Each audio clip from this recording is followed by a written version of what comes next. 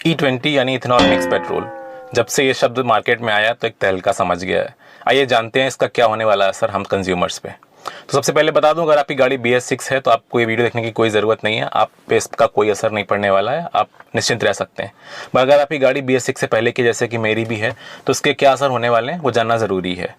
लोग तरह तरह की बातें कर रहे हैं, मैन्युफैक्चरर्स कुछ और कह रहे हैं, सो कॉल्ड एक्सपर्ट्स कुछ और बता रहे हैं। मैं कम शब्दों में कोशिश करता हूँ आपको एक्सप्लेन करने की कि क्या इससे हो सकता है।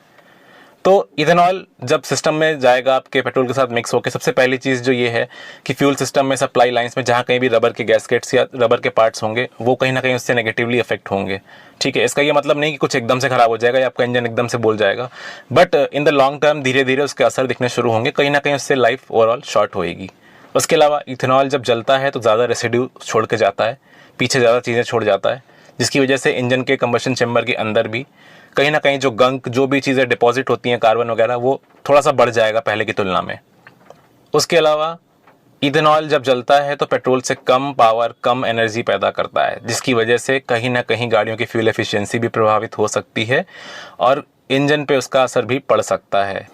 और जो एक बहुत ख़ास बात है वो ये कि इथेनॉल के अंदर मॉइस्चर अब्जॉर्ब करने की प्रॉपर्टी होती है। तो कई बार लोग क्या करते हैं कि अपनी गाड़ियों को कई कई दिन के लिए छोड़ देते हैं, स्टार्ट नहीं करते और वो फ्यूल उसके टैंक के अंदर भरा रहता है।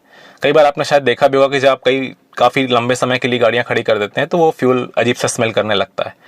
तो जब इथेनॉल मिक्स होगा तो वो मॉइस्चर ज़्यादा अब्जॉर्ब करेगा, एटमॉस्फेयर से ज़्यादा नमी अब्जॉर्ब करेगा, जिसकी वजह से आपका फ्यूल टैंक में रस्टिंग होने की संभावनाएं ज़्यादा बढ़ जाती हैं, फ्यूल जल्दी ख़राब हो जाएगा और यूज़ के लायक नहीं बचेगा।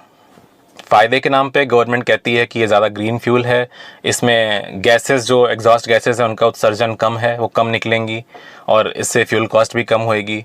अब एज ए कंज्यूमर ये बेनिफिट हमें पास ऑन होना है या नहीं, इसकी तो मुझे संभावना नहीं दिख रही है और हमेशा की तरह कंज्यूमर्स पॉलिसी की भेंट तो चढ़ ही गए हैं। बाकी क्या होगा इसका एक्चुअल असर, वो धीरे धीरे हमें देखने को मिलेगा in the longer term.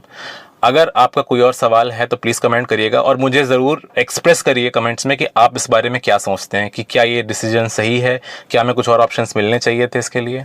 Thank you.